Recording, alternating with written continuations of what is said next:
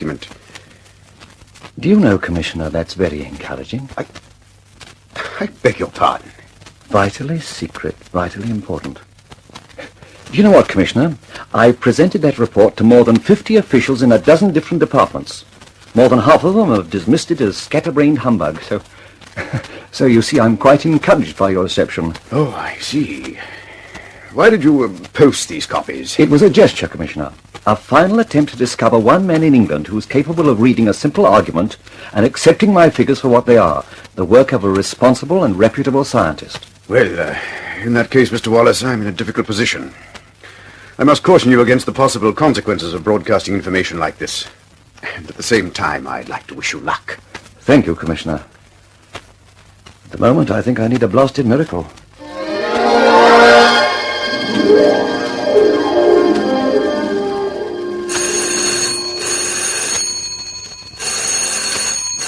Oh, confound it.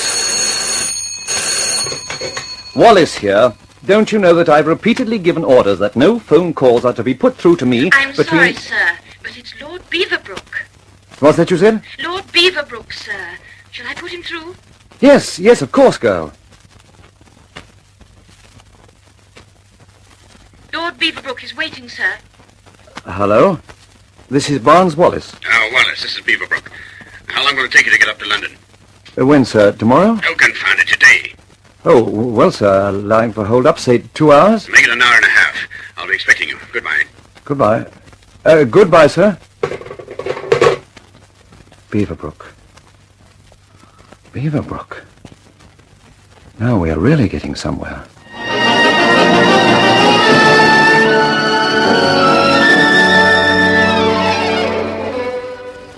His lordship will see you now, Mr. Wallace. Come this way, please. Thank you. It's very good of you to see me, sir. Oh, sit down, man, sit down. I've brought some notes, sir. Notes? Notes? I don't know anything about notes. I want to know how quickly you can leave for America. I don't understand, sir. America? I thought you wanted to see me... I want to see you about an immediate flight to America. The purpose of your visit will be to investigate the work being done on the use of pressurized cabins for high-flying aircraft. I understand the Americans have made great strides. There's no need to go to America for that, sir. What's that you say? What do you mean, no need to go to America? I'm telling you... I'm telling you, sir, that we have here in England all the data on the construction and use of pressurized aircraft, and that in all respects we're keeping pace with the Americans, if we're not actually ahead of them. I can give you all the information you want in 24 hours. Oh, well, thank God for a man who knows his business. I'll hold you to that, Wallace. I want all the information on my desk in 24 hours. You'll have it, sir. Good. Now, you wanted to see me about something. You'll have to make it brief.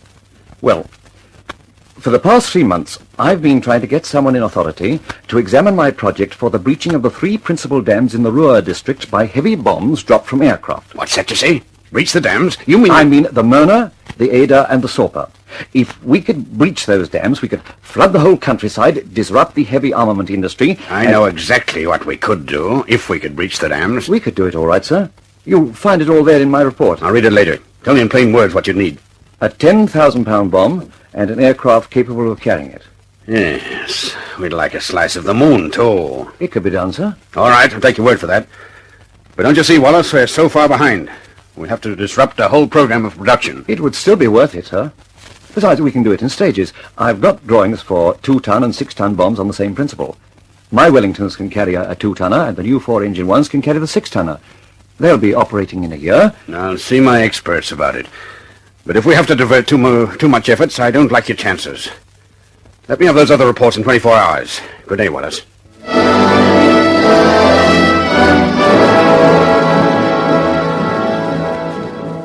Hello, George. Wallace here. I want your boys to get some information for me. I want a shell casing to carry 5,000 pounds of explosive and to be able to withstand the shock of impact at 1,000 miles an hour. Yes, I know it's crazy, but I want you to tell me whether it can be done.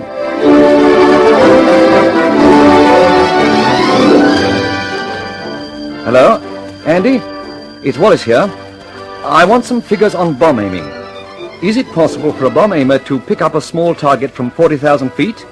What's the minimum size for visibility at that height? What allowances must be made for wind deflection? Yes, I know it's pinpointing, but you're working on it. and I'd like the latest information you've got as quickly as possible.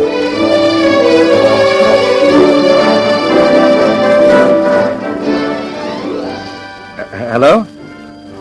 Hello, Research Library? Wallace here. I want you to chase up this one as quickly as you can. Now, in World War I, there was a landmine exploded under Messines Ridge.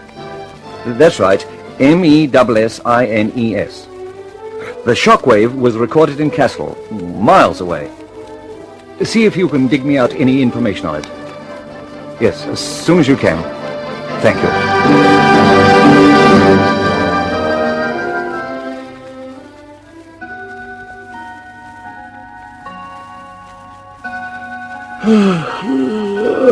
It's 11 o'clock, darling. Don't you think you should go to bed? No, I'll wait up a little while. I'm expecting a ring from Craven. He's going to see Beaverbrook today and try to get some action on this project of mine. He told me he'd be back late, but I said I'd wait up. How's it going, dear? Are you getting anywhere? As far as my end's concerned, I'm getting further every day.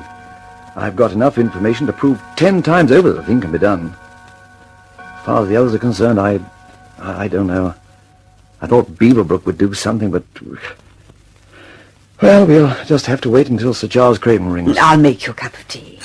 Oh, there it is now. I'll take it. Hello? Wallace here. Hello, Wallace. This is Craven. Yes, sir.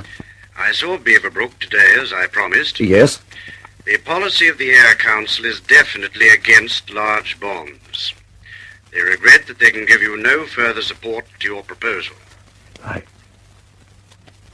I see. Thank you for ringing, sir. Good night. I'm sorry. Good night, Wallace.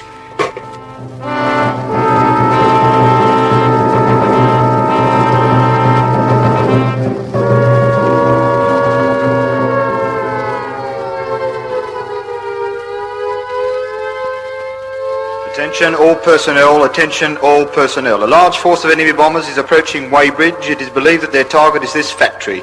Switch off all power supplies and proceed to shelters immediately. Attention all personnel, switch off all power supplies and proceed to shelters immediately. Fire wardens take up their posts, fire wardens take up their posts.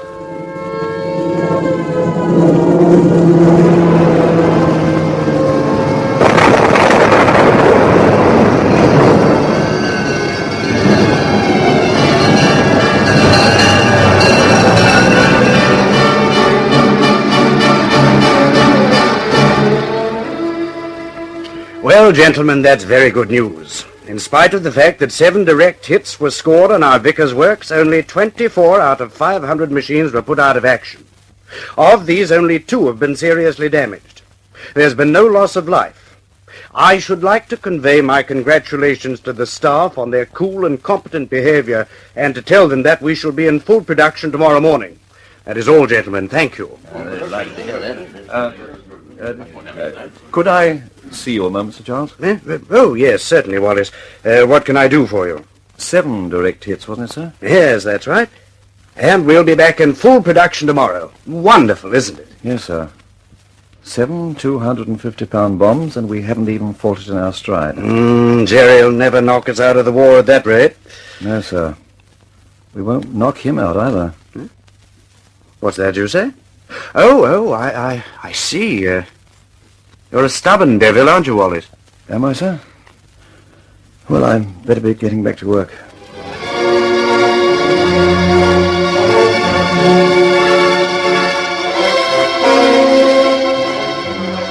I'm sick and tired of tin pot officials who are trying to fight a war with typewriters and teacups. Yes, dear. I'm sick and tired of bungling incompetents who sit behind their desks and dictate memos to each other about Sweet Fanny Adams. Yes, dear. I'm sick and tired of men who call themselves engineers and scientists who can't read a simple equation. Yes, dear. You'll wake the children. I'm sorry. I seem to have come to a dead end, my dear. I've done everything possible to demonstrate the project theoretically, but I can't get anyone interested enough to make even a few practical experiments. Well, dear, I suppose they're frightened of the money involved. Money? Money? If you could see the criminal waste of public money... Oh, dear. Let's have a cup of tea and go to bed. Yes, dear. Oh, I'm sorry, I almost forgot. Somebody rang for you just before dinner. He left a number and asked you to ring back. Oh? What was his name? Summerley. No, Winterbottom. Group Captain Winterbottom. It's a city number. Oh, there's not much point in ringing back now. Everybody still goes home at 5 o'clock in the city, in spite of the fact that there's a war on. Oh, I don't think so, dear. This gentleman said he'd be in all the evening. Oh. That's a change, anyway. I'll ring him back while you're making the tea. The number's on the pad. Yeah, I've got it.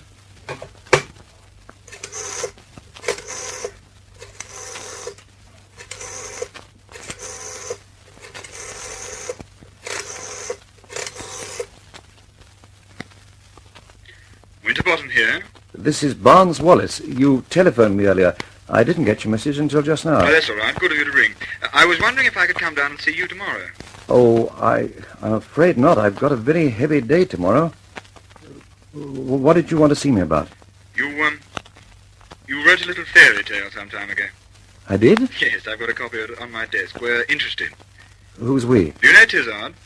Tizard? Aircraft production? That's right. I work for him. Oh, then come on down, my dear fellow. Come on down. I'll keep the whole day for you.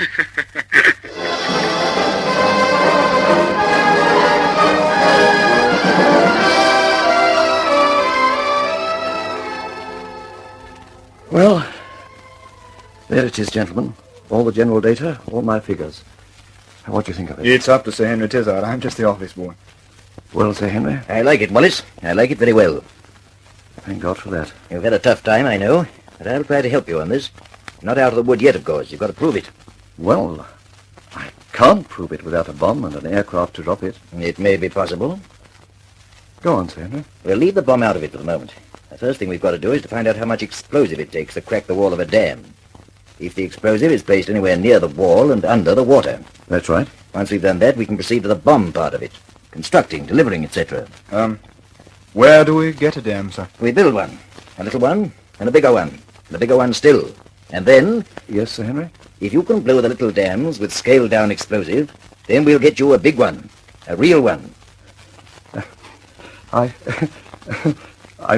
sorry, Sir Henry, but where do we get a real dam? We'll borrow one. Know at least 3 that aren't being used. One up near Birmingham, for instance. If you can blow that one up, then you've really accomplished something. That still doesn't build us a bomb or an aircraft. If you can bring out this first part of it, Wallace, you'll at least have a chance of getting what you want. And from there on, well, you'll see.